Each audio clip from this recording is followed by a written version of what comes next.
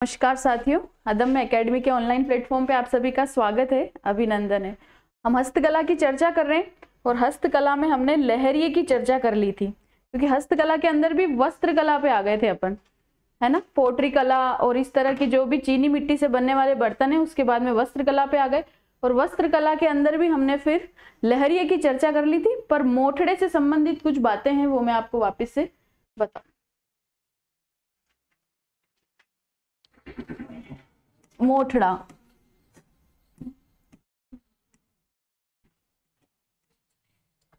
जयपुर का तो फेमस है ही, पर जयपुर के अलावा अगर ऑप्शन और आ जाए, Jodhpur.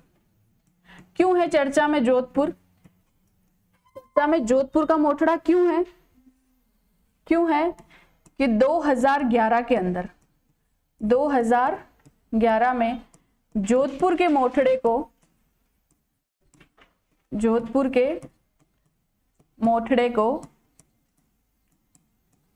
Guinness book of world record में शामिल किया गया। गिनीज बुक ऑफ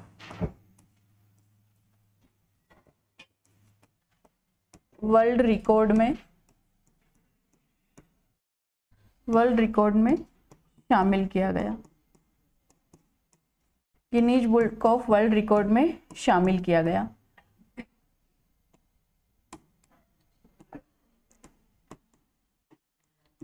क्या होता है मोठड़ा? बताया था मैंने आपको। हाँ, पर क्रॉस में लाइनें होती है इसके साथ में, है ना। बिल्कुल बारीक बारीक लाइनें होती है, बिल्कुल बारीक बारीक, और क्रॉस में लाइनें होती है। अगर सिर्फ एक ही तरफ आड़ी लाइनें है तो वो तो है लहरिया, पर अगर इसके साथ में क्रॉस में भी लाइनें हैं तो वो क्या है? मोठड़ा। अब मैंने आपको बताया था मोठड़ा पगड़ी का प्रकार है, बताया था, जो विवाह के अवसर पर अक्सर पहनी जाती हैं। पर एग्जाम के अंदर, रीट एसएसटी के अंदर सवाल आया मोठड़ा प्रकार है। क्या आया? मोठड़ा प्रकार है। वहां ऑप्शन में क्या था? पगड़ी थी नहीं, जैसे कि मैंने कल भी बताया था आपको। वहां ऑप्शन में क्या था? पगड़ी थी नहीं। मोठड़ा प्रकार है, तो जो हमारा माध्यमिक शिक्षा बोर्ड है उसने माना मोठड़ा प्रकार है ओढ़नी का। किसका प्रकार है? ओढ़नी का। तो या तो ओढ़नी या फिर पगड़ी, दोनों में से जो भी ऑप्शन आ जाए। पर पगड़ी और ओढ़नी दोनों आ जाए तो ओढ़नी को प्रेफरेंस देनी है। अगर पगड़ी और ओढ़नी दोनों आ जाए तो भी ओढ़नी को प्रेफरेंस देनी है। क्यों? माध्यमिक शिक्षा बोर्ड के लिए मोठड़ा क्या प्रकार है? ओढ़नी का प्रकार है।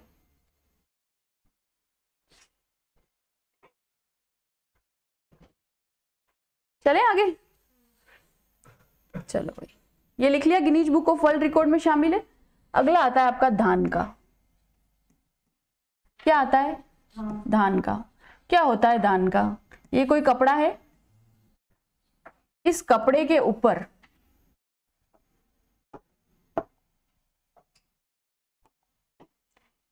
इस तरह के बॉक्स बने हुए हैं लाइन में,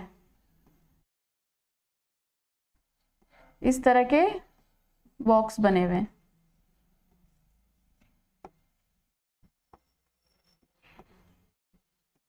ये क्या कहलाता है? धान का कहलाता है। प्रसिद्ध स्थान इसका पूछा जाता है, और प्रसिद्ध जो स्थान है इसका वो है बूंदी। क्या है? बूंदी। प्रसिद्ध स्थान क्या है? तो धान का कहाँ का प्रसिद्ध है? बूंदी का। तो क्या हो जाएगा? धान का। वस्त्र के ऊपर डिब्बे नुमा जो आकृतियों वाला वस्त्र होता है वो क्या कहलाता है? धान का कहलाता है। अगला देखो, लालर। लालर क्या होती है? ये विधवा महिलाओं की ओढ़नी होती है। किसकी? विधवा महिलाओं की ओढ़नी। विधवा महिलाओं की ओढ़नी। हरियाली अमावस्या बताई थी मैंने आपको, और हरियाली अमावस्या पे मैंने एक लाइन लिखवाई थी। हाँ, विधवा महिलाएं इस दिन क्या रखती है? व्रत रखती है। और किसका पोमचा पहनती है? चीड़ का पोमचा पहनती है। तो एक तरह से ये जो साड़ी है वो काले रंग की साड़ी है, और हाड़ौती क्षेत्र के अंदर इस लालर को क्या कहा जाता है? चीड़ का पोमचा। तो क्या लिख सकते हैं? हाड़ौती क्षेत्र में हाड़ौती क्षेत्र में लालर को चीड़ का पोमचा कहा जाता है। चीड़ का पोमचा, हाड़ौती क्षेत्र में लालर को चीड़ का पोमचा कहा जाता है।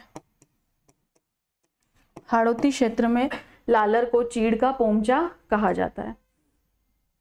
स्थान विशेष जरूर याद रखना है। धान का कहाँ का प्रसिद्ध है? बूंदी का। लालर क्या है? विधवा महिलाओं की ओढ़नी। पर हाड़ौती क्षेत्र के लिए पूछा जाए तो वो वहां पर क्या है? चीड़ का पोमचा। जनरली लालर क्या है? काले रंग की साड़ी है। रंग पूछ ले व्हाइट या काला तो बोले काले रंग की साड़ी है, काले रंग की साड़ी है। काले रंग की ओढ़नी बोल सकते हैं। साड़ी की चर्चा वस्त्र कला में अलग से करेंगे, जब वेशभूषा पढ़ेंगे तब। काले रंग की ओढ़नी है। चलें आगे। अब देखो दो चीजें होती है, एक होता है पोमचा और एक होता है पीलिया, है ना। जनरली आप किताबों में पढ़ते हो कि केसरिया पीला और गुलाबी पीला पोमचा, पोमचा और गुलाबी पोमचा और केसरिया पोमचा, पर दोनों चीजों में अंतर है ना। आप वहां कंफ्यूज होते हो, एग्जामिनर आपके दिमाग से खेलता है। और सबसे पहली बात आती है पोमचा और एक होता है पीलिया। पोमचा और पीलिया, पोमचा और पीलिया, दोनों में अंतर है।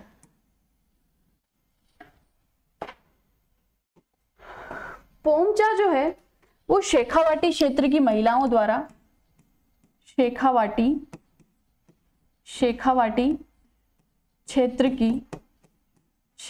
क्षेत्र की महिलाओं द्वारा ओढ़ी जाने वाली ओढ़नी,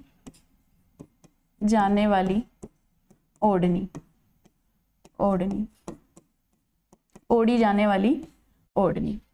तो पोमचा क्या हो गया? कहाँ का फेमस हो गया? शेखावाटी क्षेत्र हो गया। शेखावाटी क्षेत्र में कौन कौन से जिले आ जाएंगे आपके? सीकर, झुंझुनू, चूरू वाला इलाका है ना, नीम का थाना नया जो बना है अभी, सुजानगढ़, वो सारे जो क्षेत्र आ जाएंगे वो किसके लिए फेमस हो जाएंगे? पोमचे के लिए।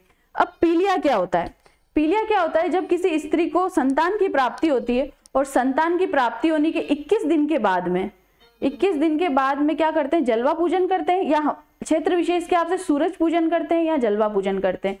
जनरली 21 दिन या फिर जिस भी हिसाब से मुहूर्त आता है उस हिसाब से। तो जलवा पूजन के वक्त अगर महिला जो है, अगर उसको पुत्र की प्राप्ति हुई है तो वो केसरिया पीलिया पहनेगी, और अगर उसको पुत्री की प्राप्ति हुई तो वो कौन सा पीलिया पहनेगी?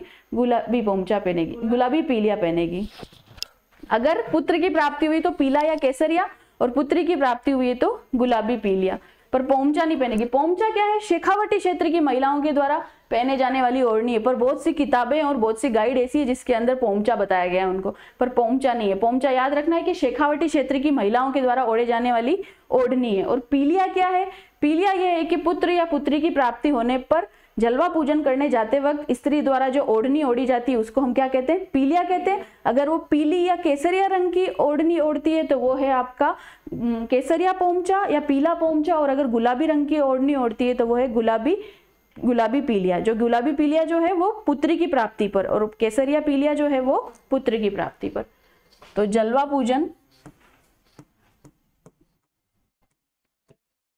पूजन या कुआं पूजन करते समय पहने जाने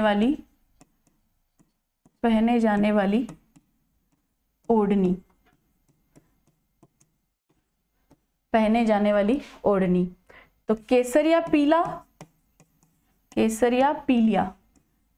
पीलिया कब पहना जाएगा? पुत्र की प्राप्ति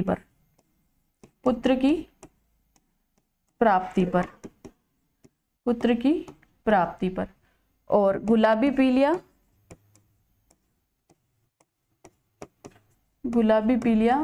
पुत्री की प्राप्ति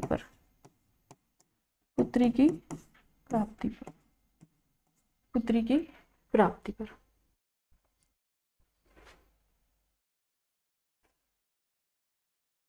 चले आगे, लिख लिया। अगला आता है आपका गोटा। गोटा सबसे पहले मैं आपको प्रसिद्ध स्थान बता देती हूँ, फिर इससे आगे की बात करेंगे। ये जो प्रसिद्ध है, एक तो है आपका खंडेला का, कहाँ का? खंडेला का। खंडेला अभी भी सीकर में ही है, नीम का थाना में नहीं गया है, खंडेला सीकर का। दूसरा अगर ये ऑप्शन में नहीं हो, क्योंकि पहला तो कोई पूछता नहीं है, दूसरा पूछेगा तो वो बोलेगा बिनाए। बिनाए पहले अजमेर में आता था, अब केकड़ी के अंदर आता है। कहाँ आता है? केकड़ी में। ये भी ऑप्शन में नहीं हो तो तीसरी बात आ जाती है जयपुर। तो गोटा कहाँ कहाँ का फेमस हो गया? खंडेला सीकर, बिनाए पहले अजमेर में था, अब केकड़ी में, और जयपुर। अब इधर ध्यान देखना, रीट के अंदर सवाल आया। क्या सवाल आया भाई? रीट एसएसटी के अंदर सवाल आया, लप्पा लप्पी है।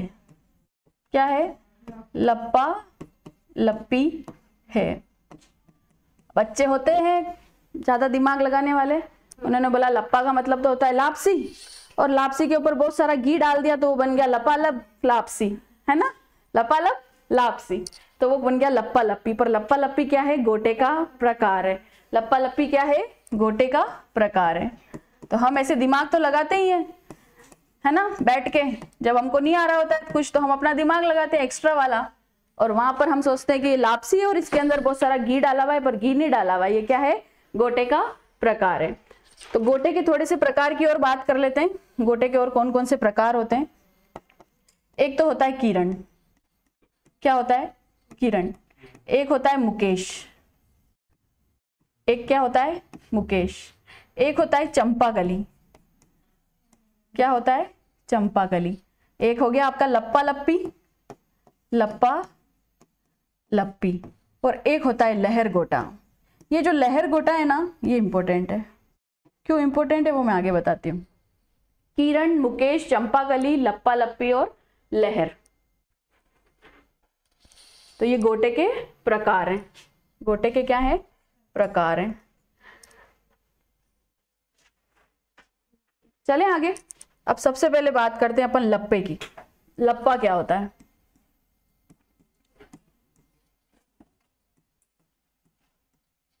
लप्पा जो होता है, जैसे लहंगा है ना, इस लहंगे, ये इसको कहते हैं कि जमीन पर लगने वाला गोटा। किस पर? जमीन पर लगने वाला गोटा। हाँ, क्योंकि वहां पे सवाल सीधा ऐसे आएगा कि जमीन पर लगने वाला गोटा कहलाता है। वहां हम सोच में पड़ जाते हैं कि जमीन पे कौन सा गोटा लगाया जाता है। तो जो लहंगा होता है, लहंगे का घेर होता है नीचे वाला जो धरती को स्पर्श करता है, उस धरती को स्पर्श करने वाले घेर को क्या कहते हैं? घूम कहते हैं। क्या कहते हैं? घूम कहते हैं। तो लहंगे का घेर क्या होता है? लहंगे का घेर क्या कहलाता है? घूम कहलाता है। जो भाग किसको स्पर्श करता है? धरती को स्पर्श करता है, और उस वाले भाग पे लगाया जाने वाला गोटा क्या कहलाता है? लप्पा कहलाता है। क्या कहलाता है? लप्पा कहलाता है। फिर बात करते हैं लप्पी की। लप्पी जो है वो ओढ़नी के ऊपर लगाई जाने वाली कोर है। ओढ़नी के ऊपर लगाई जाने वाली कोर है। ओढ़नी के ऊपर लगाई जाने वाली कोर। ओढ़नी के ऊपर लगाई जाने वाली कोर है। तो लप्पा और लप्पी ध्यान रखेंगे। लहंगा जिसका भाग जमीन पे स्पर्श करता है, नीचे की ओर लगाए जाने वाला लप्पा, और ओढ़नी के ऊपर लगाए जाने वाला क्या है? लप्पी। आगे चले, आगे देखते हैं चंपाकली। क्या बताया मैंने आपको? चंपाकली। चंपाकली एक आभूषण भी होता है ना? कहाँ पहना जाता है चंपाकली? एलडीसी 2018 का सवाल है, चंपाकली आभूषण कहाँ पहना जाता है? हाँ, पढ़े तुमने आभूषण? नहीं पढ़े? किसी ने तो पढ़े ही है। चंपाकली आभूषण कहाँ पहना जाता है? गले में पहना जाता है। कहाँ पहना जाता है? गले में पहना जाता है चंपाकली आभूषण। बहुत से लोग कान में चले जाते हैं, चंपाकली कली से कान, पर कली से कान नहीं है। चंपाकली एलडीसी 2018 का सवाल है ये। एलडीसी 2018 में आया था चंपाकली आभूषण। अगर आभूषण की बात करेंगे तो गले में पहना जाता है, ठीक है। पर अगर अपन गोटे की बात करेंगे तो ये गोटा किस प्रकार का है? तो ये लहरदार गोटा है। जैसे आपने देखा होगा ऐसी एक पट्टी होती है, उस पट्टी के ऊपर ऐसे लहरिया बना होता है, इस तरह का गोटा आता है। इस तरह का गोटा सबने देखा होगा। इस तरह का जो गोटा लगाया जाता है उसको कहते हैं चंपाकली। लहरदार गोटा, लहरदार गोटा। लहरदार गोटा क्या कहलाता है? चंपाकली कहलाता है। लहरदार गोटा क्या कहलाता है? चंपाकली कहलाता है। अगला गोटा है लहर। ये जो लहर गोटा है ना, ये लहर गोटा एक स्थान का प्रसिद्ध है और वो स्थान है जयपुर। अब जयपुर का क्यों प्रसिद्ध है? क्योंकि सवाई जय सिंह के काल में, कहां पर? सवाई जय सिंह के काल के अंदर इस गोटे का क्या हुआ? स्वर्ण काल माना जाता है। जय सिंह के काल में प्रारंभ हुआ। सवाई जय सिंह के काल में, सवाई जय सिंह के काल में क्या हुआ है? प्रारंभ हुआ है। सवाई जय सिंह के काल में क्या किया गया है? प्रारंभ किया गया है।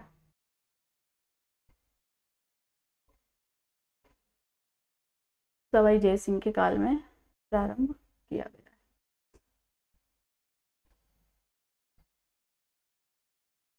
चले इससे आगे।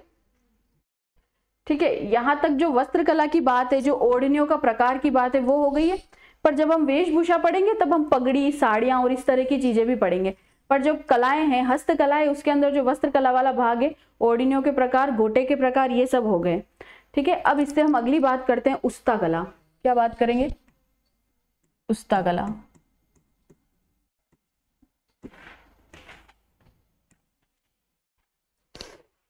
उस्ता का मतलब क्या है? ऊंट। उस्ता का मतलब क्या है? ऊंट।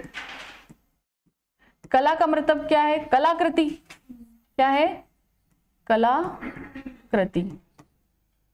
कलाकृति।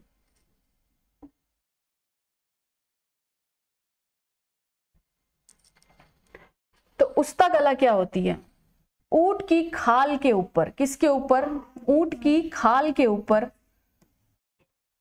ऊंट की खाल के ऊपर, ऊंट की खाल के ऊपर, ऊंट की खाल के ऊपर सोने की नक्काशी, सोने की नक्काशी, सोने की नक्काशी या सोने की नक्काशी या कलाकृति करना, कलाकृति करना क्या कहलाता है? उस्ता कला कहलाता है। क्या कहलाता है? उस्ता कला कहलाता है। उस्ता कला कहलाता है। उस्ता कला कहलाता है। अब कलाकृति कैसी? उसके ऊपर सुराई बनाई जाएगी ऊंट की खाल के ऊपर। कैसे बनाई जाएगी? ऊंट जो होता है, ऊंट की जो खाल होती है, ऊंट की खाल के ऊपर क्या होते हैं? बाल होते हैं, और उन बालों के ऊपर क्या लगाया जाता है? तेल लगाया जाता है। पहले क्या लगाया जाता है? तेल लगाने से वो बाल जो होते हैं वो क्या पड़ जाते हैं? नरम पड़ जाते हैं। और नरम पड़ने के बाद में औजारों की सहायता से उस ऊंट की खाल के ऊपर कलाकृति की जाती है, जिसमें सुराई बनाई जाती है, मटकियां बनाई जाती है, या उसके ऊपर सोने की नक्काशी की जा सकती है। तो सोने की नक्काशी करने के लिए एक महिला फेमस है और वो है ज्योति। क्या नाम है उनका? ज्योति। क्या नाम है? ज्योति। सोने की नक्काशी करने के लिए जो महिला फेमस है उनका नाम है ज्योति। हाँ, ये जो भी ज्योति। ठीक है, ज्योति। आगे बात करते हैं, इसको लाने का श्रेय किसका है? कौन सा परिवार फेमस है? कहां पर आई? किस राजा के काल में आई? किसने ज्यादा संरक्षण दिया? इससे आगे बात करते हैं।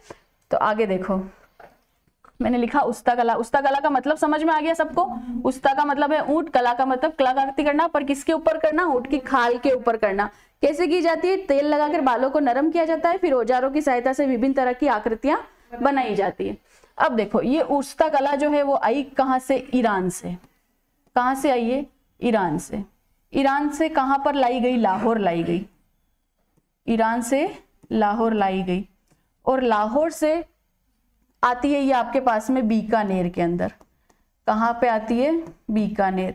तो उस्ता कला प्रसिद्ध लिख सकते हो आप। प्रसिद्ध कहाँ की है? बीकानेर की। लाहौर कौन लाया? तो मोहम्मद उस्ता परिवार। कौन सा परिवार? मोहम्मद उस्ता परिवार। मोहम्मद उस्ता परिवार। लाहौर से बीकानेर कौन लेके आए? मोहम्मद उस्ता परिवार। अब इस बीकानेर के अंदर इस कला को जो आश्रय दिया है, आश्रय मतलब कि इसको मतलब इस कला को अपनाना, आश्रय जो दिया गया वो दिया गया राय सिंह के द्वारा। किसके द्वारा? राय सिंह के द्वारा। और इस कला का जो स्वर्ण काल है, उस कला का जो स्वर्ण काल है, जो विकास काल है, वो है महाराजा अनूप सिंह का काल। स्वर्ण काल या विकास काल जो है वो किसका काल है? अनूप सिंह का काल। किसका काल है? अनूप सिंह का काल। दोनों में कंफ्यूज नहीं होना है। अगर इसको आश्रय की बात की जाए, इसको अपनाने की बात की जाए तो राय सिंह है, और स्वर्ण काल या विकास काल की बात की जाए तो वो कौन है? अनूप सिंह है। कौन है? अनूप सिंह है। इससे आगे की बात करेंगे अपन।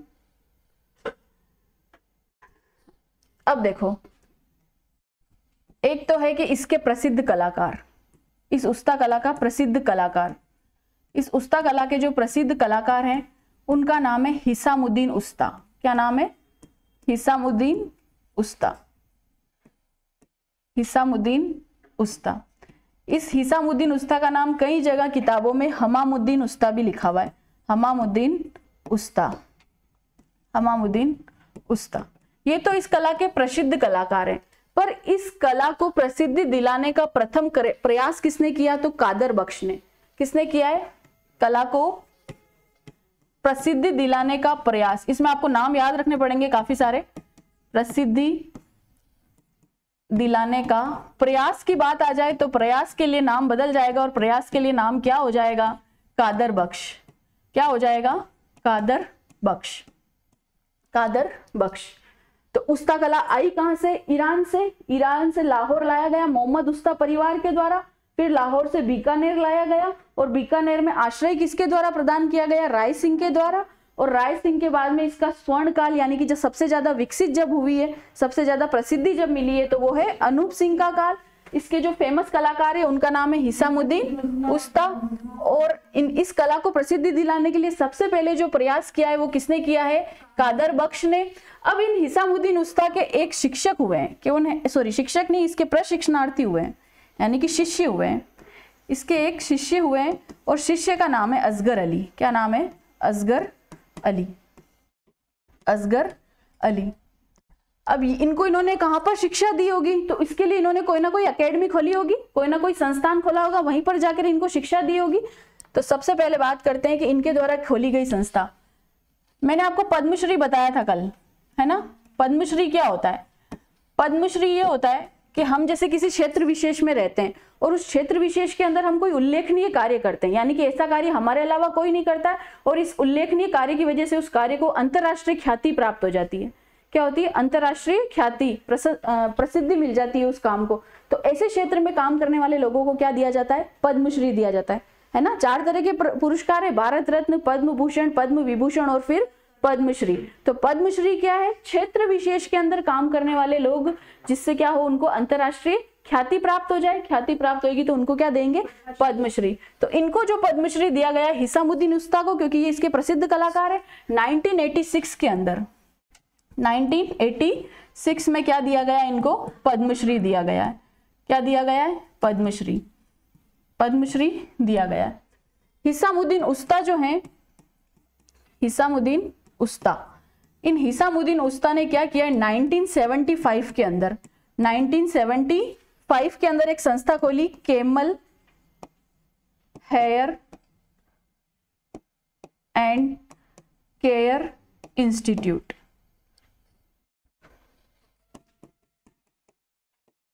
Camel hair and care institute.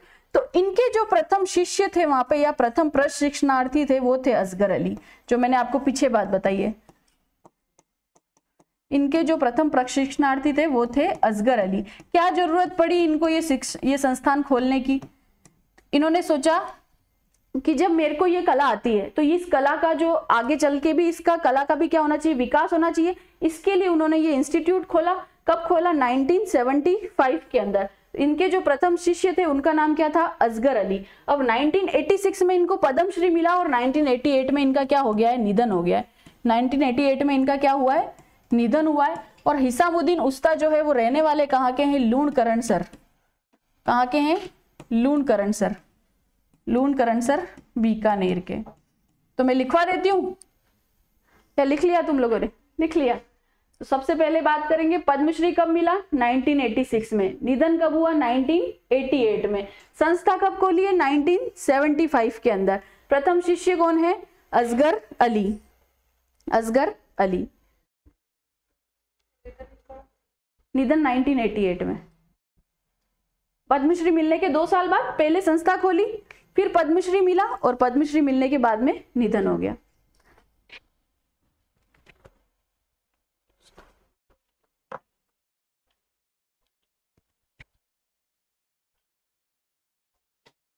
चले आगे। एक कलाकार है हनीफ उस्ता, उनकी निधन हो गया। अब वर्तमान कलाकार फेमस कौन है? हनीफ उस्ता। हनीफ उस्ता, हनीफ उस्ता और जलाल उस्ता, जलाल उस्ता, ये दोनों जो हैं उस्ता कला के क्या है? वर्तमान कलाकार हैं। उस्ता कला के वर्तमान कलाकार हैं। ये तो उस्ता आ जाएगा तो आप लोग पहचान सकते हो कि हाँ ये उस्ता कला के कलाकार है। एक नाम आता है इलाही बख्श। क्या नाम आता है? इलाही बख्श। इलाही बख्श कौन है? अब देखो, मैंने आपको बताया महाराजा राय सिंह के काल में इस कला को क्या दिया गया? आश्रय दिया गया। अनूप सिंह के काल में क्या है? स्वर्ण काल है, स्वर्ण काल या विकास काल है। इलाही बख्श कौन है? इलाही बख्श ऐसे व्यक्ति हैं जिन्होंने महाराजा गंगा सिंह का, सुनना नाम सुनना, महाराजा गंगा सिंह का चित्र ऊंट की खाल के ऊपर बनाया।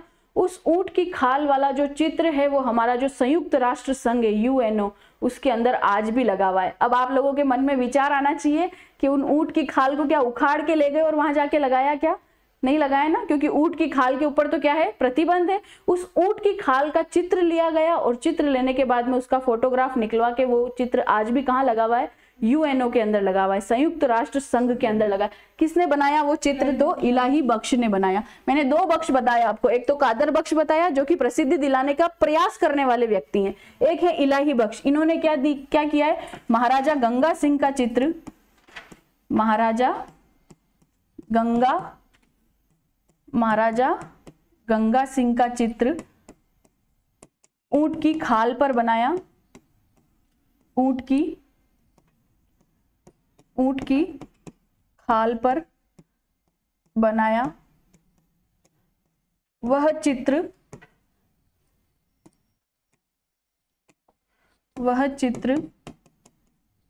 प्रसिद्धि के कारण, प्रसिद्धि या सुंदरता, प्रसिद्धि और सुंदरता के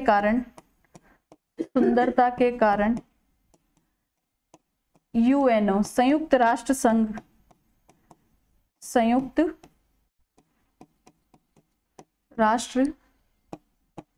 में लगा हुआ है। संयुक्त राष्ट्र संघ में क्या हुआ है? लगा हुआ है। महाराजा, ध्यान रखना, महाराजा गंगा सिंह है, ठीक है। दो तरह के राजा पहले आ गए, राय सिंह और अनूप सिंह, पर चित्र किसका है? महाराजा गंगा सिंह। ऊंटों को सर्वाधिक श्रेय दिया था इन्होंने, गंगा सिंह जी ने। प्रथम विश्व युद्ध और द्वितीय युद्ध के अंदर ऊंटों का क्या लेके गए थे? मतलब ऊंटों का पूरा समूह लेके गए थे, जिसको हम क्या कहते हैं? रिसाला कहते हैं। तो गंगा सिंह ने ऊंटों को श्रेय दिया। इसे इलाही बख्श के द्वारा ऊंट की खाल के ऊपर गंगा सिंह जी का क्या बनाया गया है? चित्र बनाया गया है। चले आगे। एक कलाकार है लाल सिंह भाटी। लाल सिंह भाटी। इन लाल सिंह भाटी जी ने क्या किया? इन्होंने ऊंट की खाल पे चित्र नहीं बनाया, इन्होंने किसके ऊपर चित्र बनाया? गेंडे की खाल के ऊपर। किसके ऊपर? गेंडे की खाल के ऊपर क्या बनाया? चित्र बनाया। तो आपके मन में सवाल उठना चाहिए कि क्या उस्ता कला सिर्फ ऊंट के ऊपर की जाती है? तो नहीं की जाती है। सिर्फ ऊंट के ऊपर कलाकृति नहीं की जाती है, किसी भी जानवर के ऊपर की जाती है। जिनके बाल होते हैं उन बालों को नरम करके बनाया जा सकता है। पर लाल सिंह भाटी जी कौन है? जिन्होंने गेंडे के ऊपर क्या की है? कलाकृति की है। तो गेंडे की खाल पर कलाकृति, गेंडे की खाल पर क्या की है? कलाकृति। गेंडे की खाल पर कलाकृति। अगला नाम आता है ज्योति स्वरूप। क्या नाम आता है? ज्योति स्वरूप। लड़कियों को वैसे भी सोने का बहुत शौक होता है, तो इनकी पसंद की चीज थी सोना, तो इन्होंने सोना ही मढ़ दिया उसके ऊपर। किसके ऊपर? ऊंट के ऊपर। तो ऐसे याद रख सकते हैं आप, सोने की नक्काशी का कार्य ऊंट के ऊपर। सोने की नक्काशी का कार्य ऊंट पर। क्योंकि लड़कियों के पास जब पैसे होते हैं तो वो सबसे पहले सोचती है कि हम सोना खरीद लें। क्या खरीद लें? सोना खरीद लें। अर्थव्यवस्था अगर लड़की के हाथ में दी जाए घर की, तो उसके पास जैसे ही पैसे आते हैं तो वो सोचती है कि मैं क्या खरीद लूं? सोना खरीद लूं। तो उन्होंने क्या किया? इस सोने को सीधा ही ऊंट पे ही मढ़ दिया। क्या किया? ऊंट के ऊपर ही लगा दो अपने सोना। तो सोने की नक्काशी का कार्य किस पे किया? ऊंट पर। एक नाम आता है ममता। ममता जी।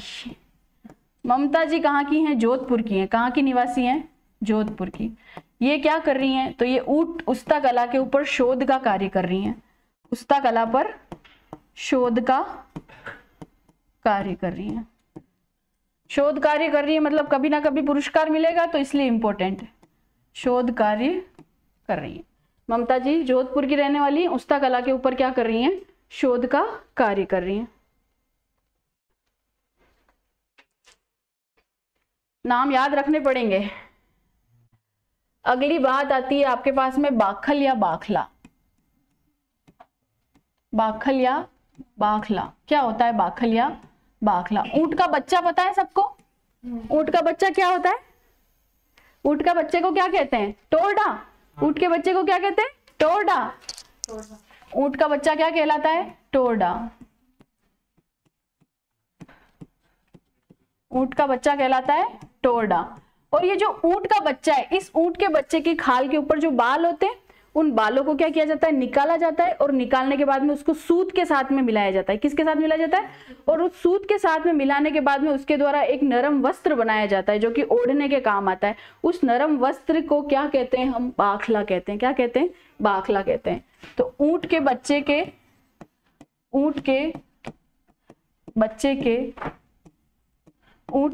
के बालों को सूत के साथ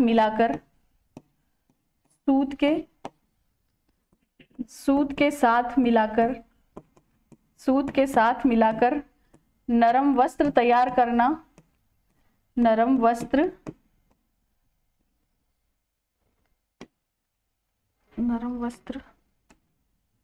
मिलाकर तैयार किया गया नरम वस्त्र, तैयार किया गया नरम वस्त्र क्या कहलाता है? बाखला कहलाता है। बाखल या बाखला दोनों एक ही बात है। बाखला कहलाता है। बाखला कहलाता है। बाखला कहलाता है।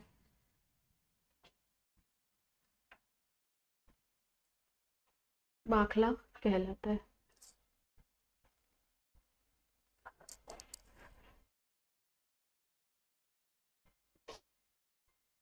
एक और बात है इसके अंदर, उस्ता कला का अन्य नाम भी एक, उस्ता कला का अन्य नाम,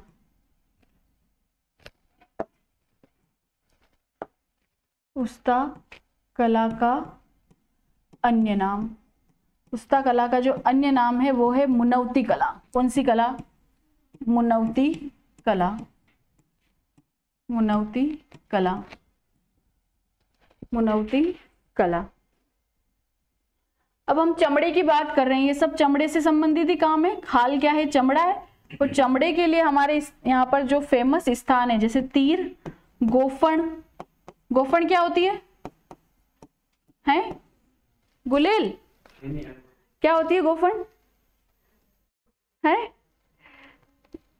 खेत के अंदर जो पक्षी, हाँ, पत्थर फेंकने के काम में आती है। खेत के अंदर जब पक्षी, हाँ वही, वो जो खेत के अंदर जो पक्षियों को उड़ाने के लिए पक्षी जब, हाँ, पक्षी जब फसल को क्या करते हैं? खा के नुकसान पहुंचाने लगते हैं, तो वो क्या काम में आती है? गोफन काम में आती है। तीर, गोफन, तीर, कमान, गोफन। और इसके अलावा क्या हो जाएगी? चमड़े से संबंधित जितनी भी वस्तुएं, चमड़े की वस्तुएं, उसके लिए स्थान फेमस है बोडीगामा। कौन सा स्थान है? बोडीगामा और चंदू जी का गढ़ा। कौन से स्थान फेमस है? बोडीगामा और चंदू जी का गढ़ा। दोनों स्थान कहाँ पर है? बांसवाड़ा के अंदर। कहाँ पर है? बांसवाड़ा के स्थान। तो बोडीगामा और याया सवाल है, बोडीगामा और चंदू जी का गढ़ा प्रसिद्ध हैं चमड़े की वस्तुओं के लिए। बोडीगामा और चंदू जी का गढ़ा फेमस है चमड़े की वस्तुओं के लिए। तो इससे आगे की बात नेक्स्ट क्लास में करेंगे, ठीक है।